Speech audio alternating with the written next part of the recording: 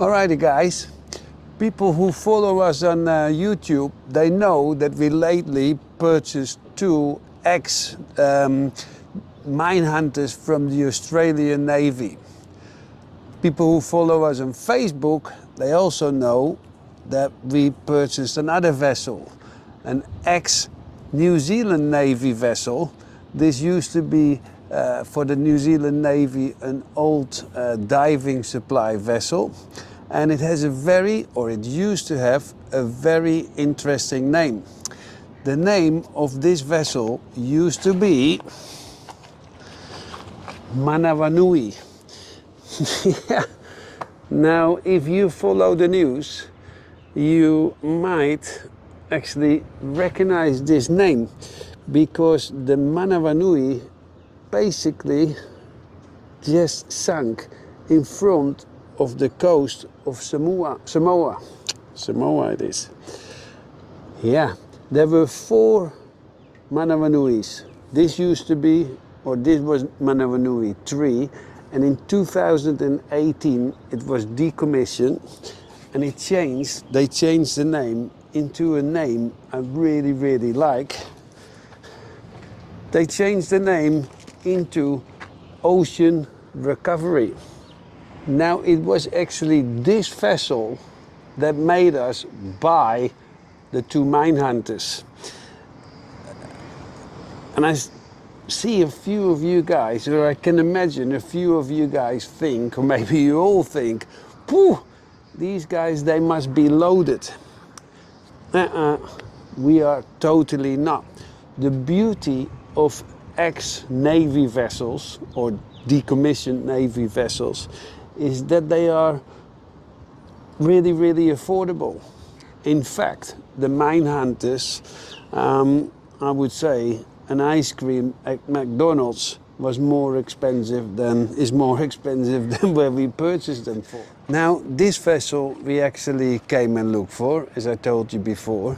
Then we bought the hunters, the Minehunters, and we kept this vessel, or we actually bought this vessel, because on this vessel there are many sleeping places. In fact, it has more than 40 beds on this vessel.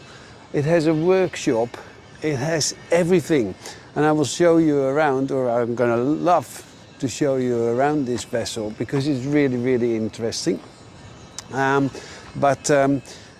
Yeah, this is the vessel where it all started with. You see what a robust animal this is.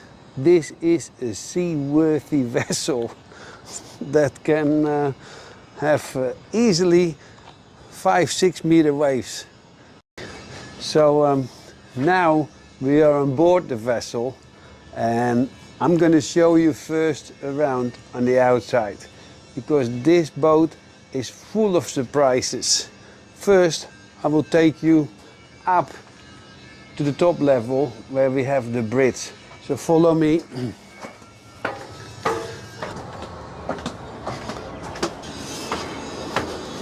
So this is the top level. This is the top level where we have the bridge.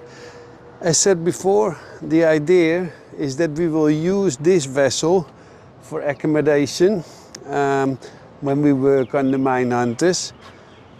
We use it as a workshop. You will see later on, it's a massive workshop on this vessel. But we also have 2 big cranes. Look at this one. This is a 15-ton crane. This vessel has a lot of ballast tanks as well, which basically we basically can fill up if we use the crane. You will see as well that the vessel is a bit tilting at the moment. So this crane we're going to use to lift out the engines, gearboxes and everything on the Minehunters. And then when the project is finished with the Minehunters, we want to use this vessel as an expedition vessel. So I'm going to rebuild it basically. While we rebuild the Minehunters, I'm in the evening hours, that's the plan, Also going to rebuild this vessel. We will first use the crane to take everything out of the Minehunters, then we take the crane off and I rebuild it completely. And I will tell you later on why we use this as an expedition vessel. Follow me first. I'm going to show you a wheelhouse. Really cool wheelhouse. Alrighty, let me show you inside the wheelhouse of an ex-New Zealand Navy diving support vessel. Late 70s, early 80s, this was state of the art. These days, not really anymore. But I will explain you a little bit what we have here in the wheelhouse. Here you see basically this is all about the engines, the controls. If you want to, or if you started the engine and you want to use the propulsion, you need to put them first. You need to engage them, which basically means boop, press the buttons and it works. Now this vessel was a, when it basically started, was a supply vessel for the oil rigs. So it has an enormous amount of water storage and diesel storage. I think more than 150,000 liters of water and 150,000 liters of diesel. This had to be pumped out very quickly, so on the engine, and later when I do an engine room tour with you, you will see the pumps, but they needed to be engaged here. And these are the buttons. This vessel has an autopilot, and look at this. This is a bit of an old-fashioned autopilot. These days you have like something similar this size. Yeah, these are just gauges.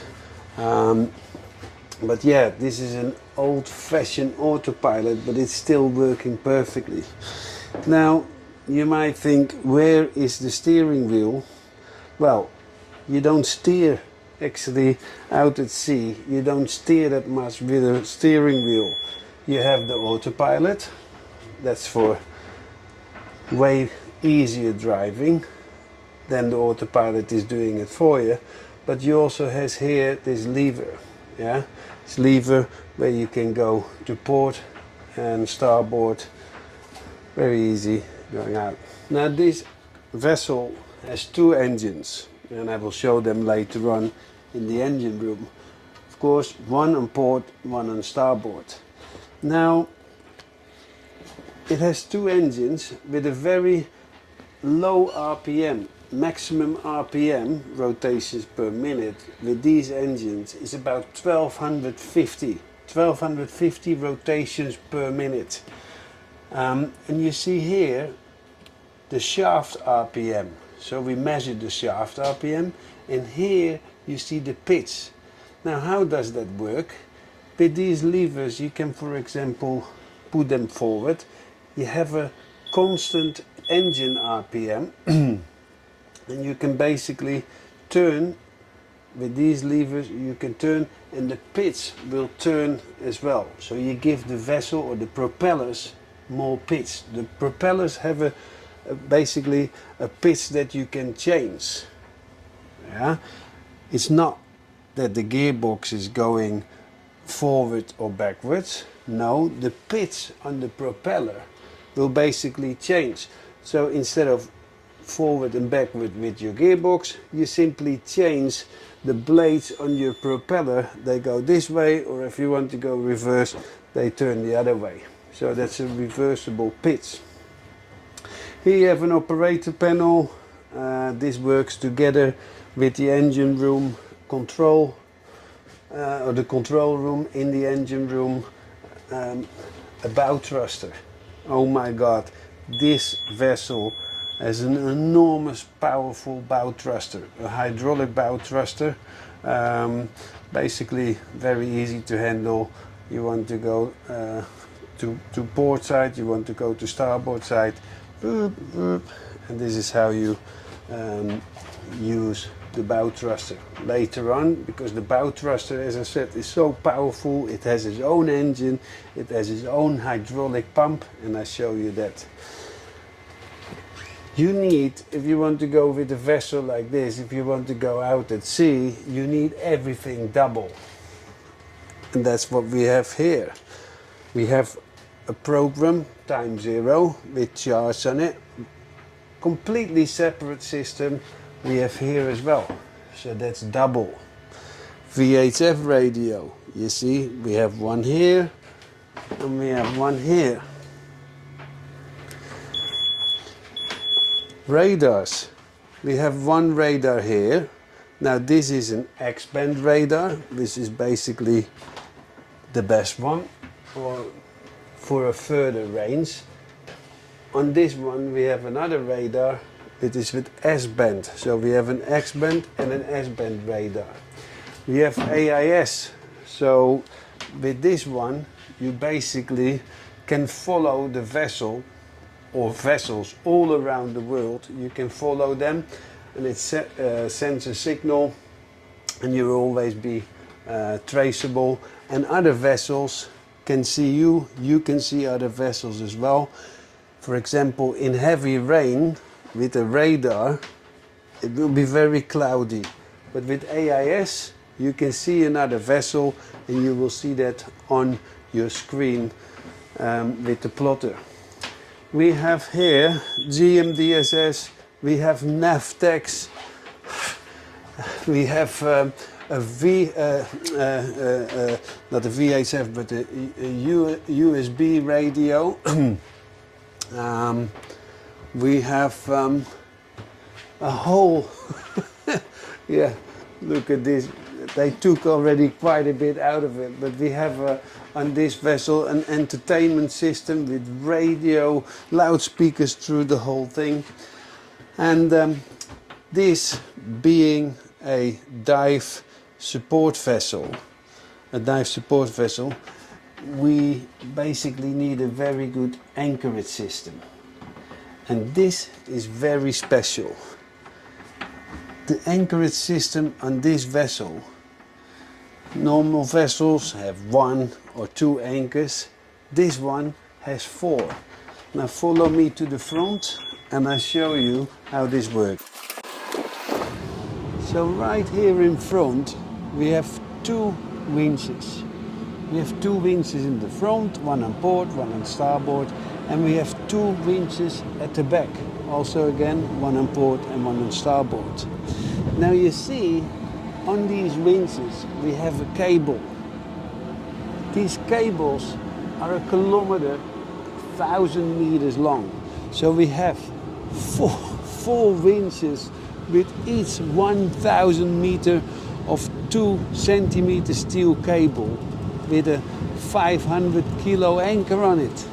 You can have the biggest waves in the world, but it always stays at the same position. This is the old-fashioned way of doing it. The new generation doesn't have these winches anymore. They have DP systems. That basically means that the boat, the vessel, stays at its place. One funny thing here, look there.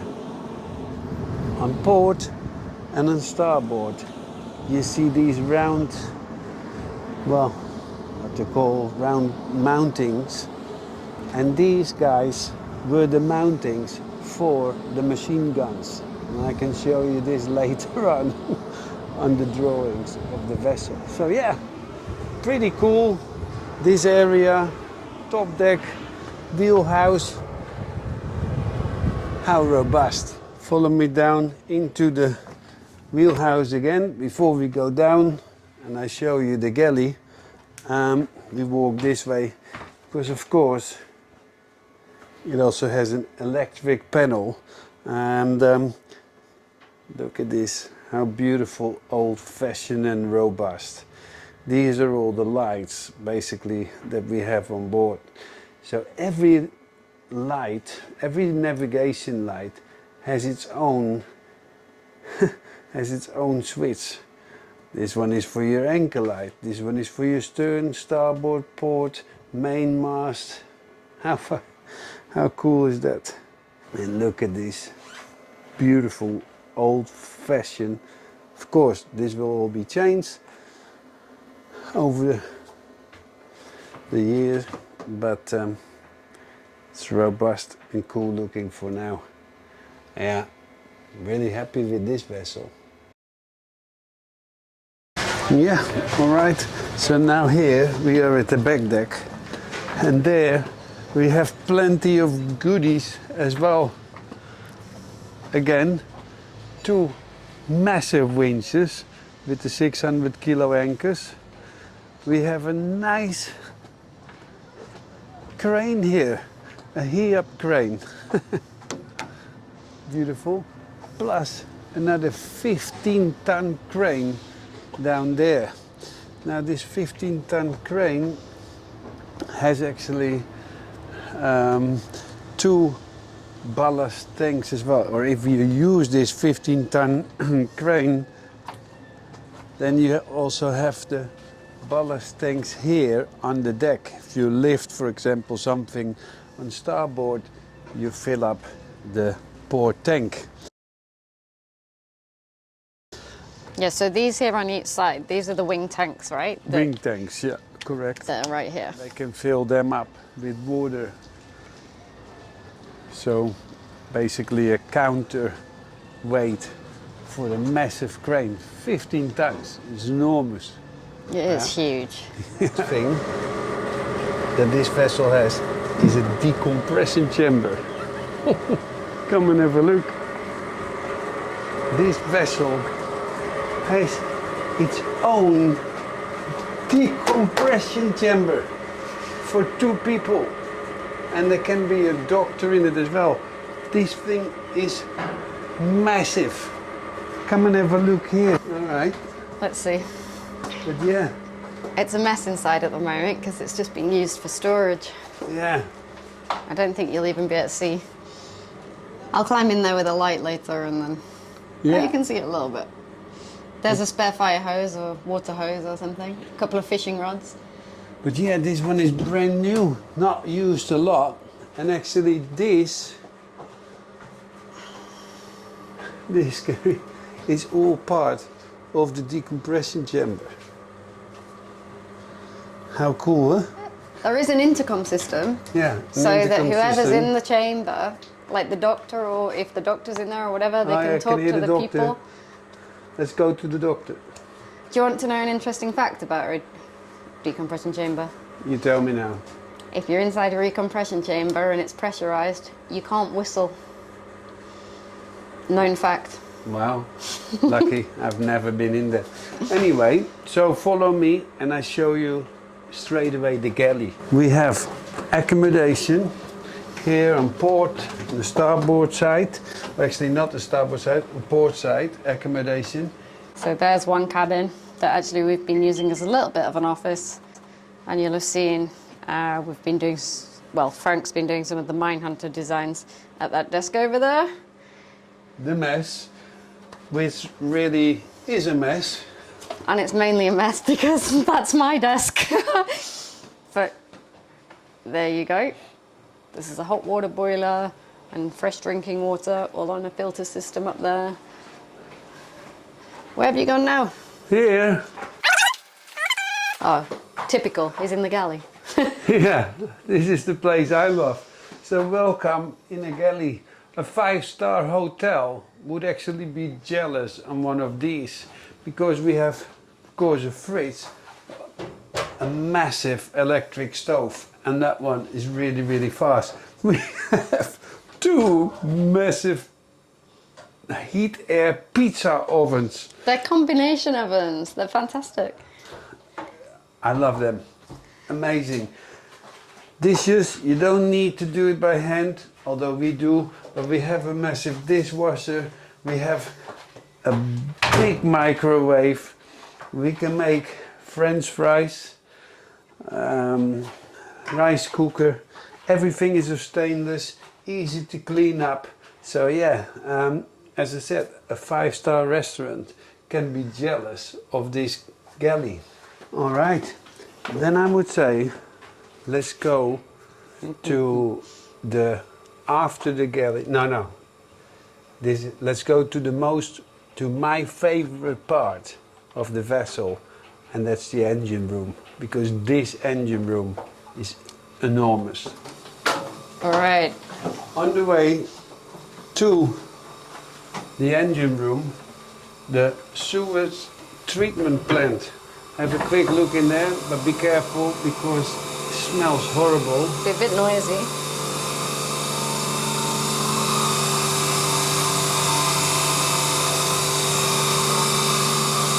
A bit noisy, but also a bit smelly. And then we have here the freezer. A walk-in freezer, nonetheless. Fridge and freezer, sorry. This is the fridge, this is the freezer, this is the storage. We have the laundry area right here. And the reason this is the tip is also my fault, because we've been washing some bedding and bits and pieces. But 2 tumble dryers here on the right side, and then 2 industrial washing machines. There's a basin here, and then we keep like the laundry supplies behind these doors. Quite handy. As said, we are going to rebuild this vessel, and I'm going to change this completely. But for now, here you have a watertight bulkhead door, basically, and then we have here the freshwater system, and we have the water system to flush the toilets. You can have a choice between fresh water or salt water. At the moment, we're actually using fresh water. It's coming here and then to the pumps. This red fire pump with a Lister engine, you know, one of the good old 1-cylinder, pop, pop, pop, pop, pop, pop, pop, makes a hell of a noise, but pumps water in case of emergency to all the fire extinguishers, or actually the fire hose connections. So this is what we have here in the front of the boat, in the bow, and now we go to my favorite part. Oh, hang on, we missed one room. This is an electronics room before, so although there's engine parts and stuff stored in there, there's a lot of network cabling. There was a spare computer in here. Back in the Navy days, I think this room was used more. Now it's mainly storage, not too much in there. Getting closer and closer to heaven, or what we call the engine room. Here we have an air conditioning unit, massive for the whole vessel, but when I'm going to rebuild, this is one of the first things that goes out, because I don't like this system at all. This is actually a very funny thing here. You see a big cabinet here. This here, what Frank's about to tell you, and I've done a whole video on this where we were trying to fix this, but this is the remote control system made by a company in Holland, which Frank will like. ABB, they do automation systems in big industries. It is not a Dutch company, but it is it a Swiss company? I know their head office is Swiss Rotterdam. and Swedish, I guess, but yeah, they have indeed an office in Holland, and this system is made in Holland. So here it is, all the manuals and stuff for the system, they're certainly published from Holland. And all of these wires and data boxes, analog inputs, digital inputs, analog outputs, you name it, are all in these boxes and wires. And this whole thing is controlling the engines, it's controlling the telegraph levers, sending messages between the entire unit. It's like the brain of the boat. And something that I really don't want to touch. This is Kerry's department. Give me a normal engine, not all these electronics. Frank and computers are not friends. Yeah, I love engines, but not electronics. This, full of spare parts. Full of spare parts. Came all with the boat, same as here. Full of spare parts. And now I show you something really, really cool. because this vessel has its own lay and a drill. It's a bit messy here, but we made it already ready to go out at sea. I remember So we're having one gonna- of these in my woodwork class at school.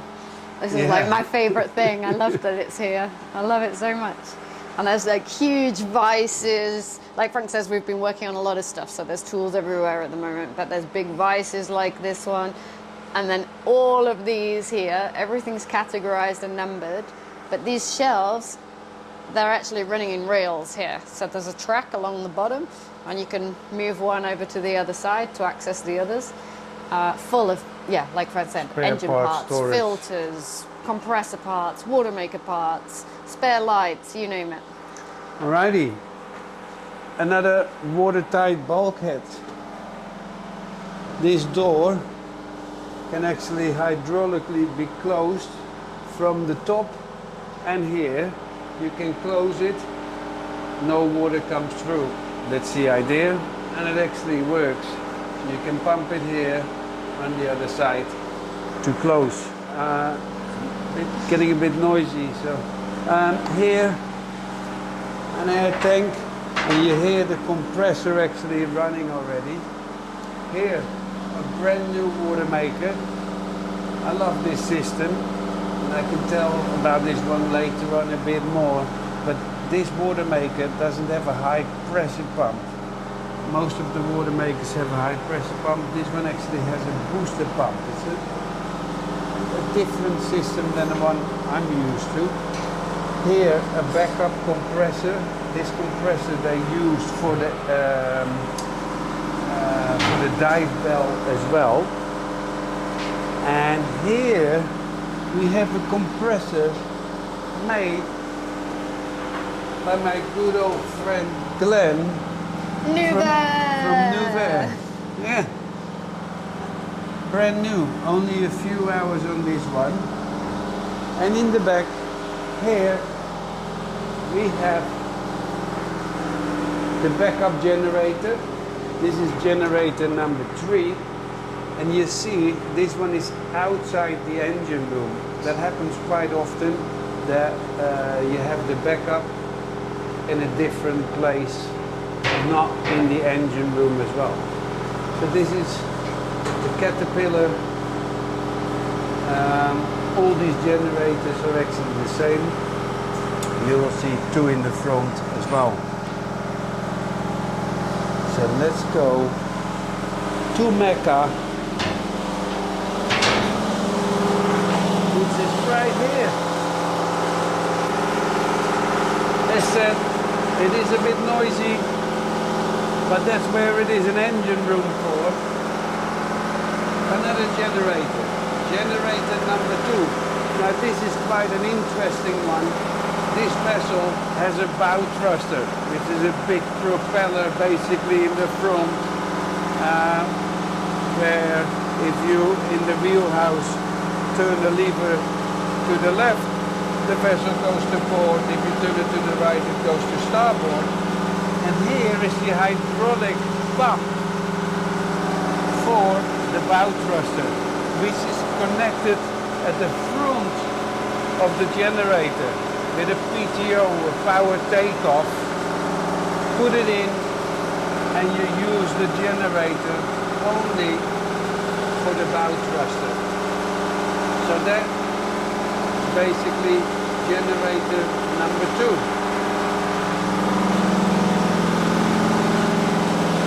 Getting better and better, because here we have generator number 3.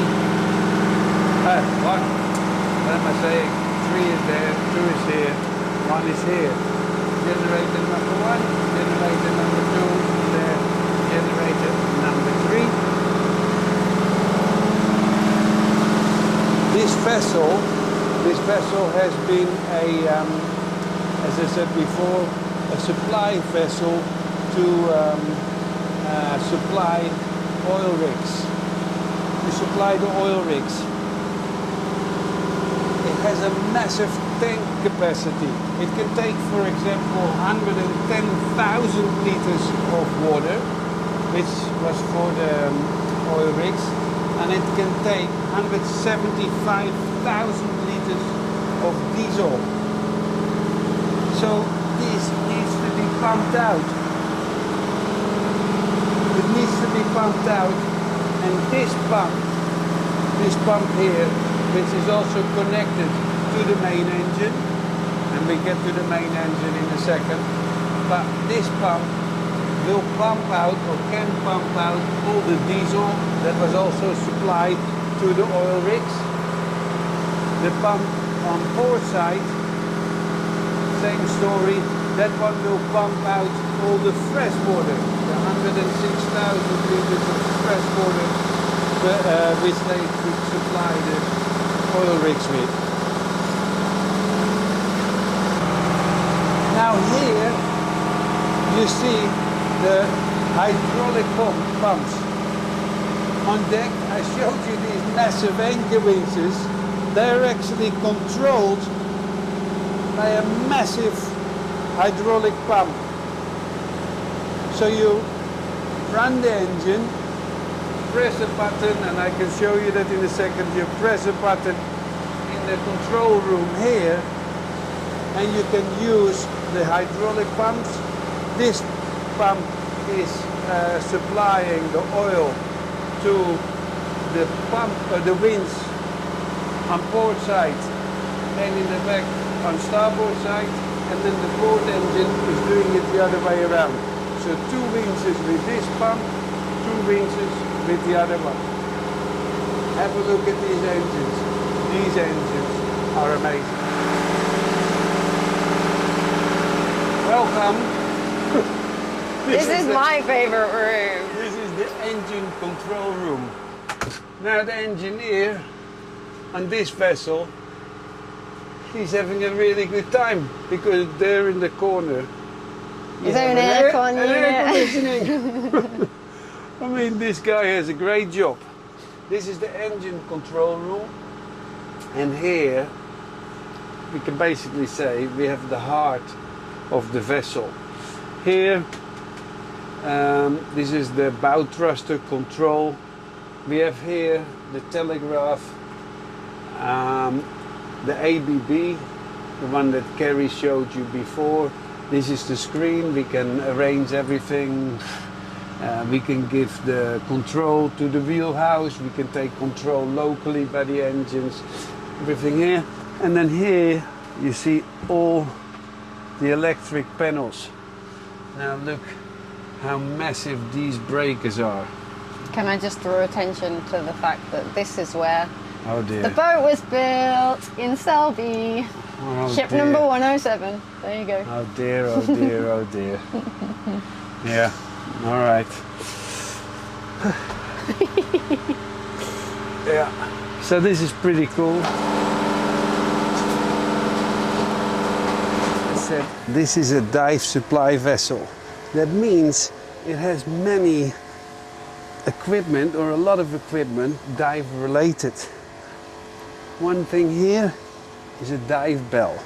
So basically what happened, people could go down, divers could go down, and they could do the decompression stops with this bell. It's an A-frame. They could communicate.